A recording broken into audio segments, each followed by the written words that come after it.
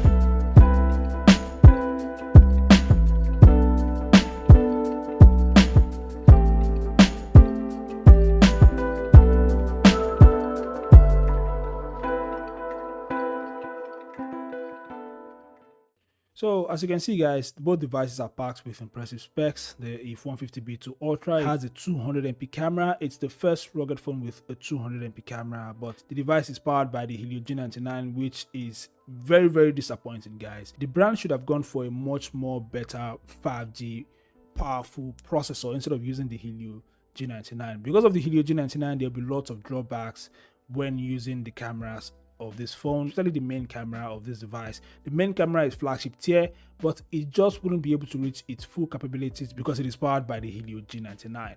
Anyway, the IIIF150 Raptor is also a very nice device. It is packed with impressive specifications and features, and of course it is powered by the Helio G99 as well, which means performance on both devices would be very similar.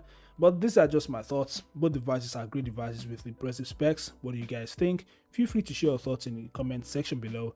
Thanks for watching, subscribe to the channel, and I'll see you guys in the next update. Peace out.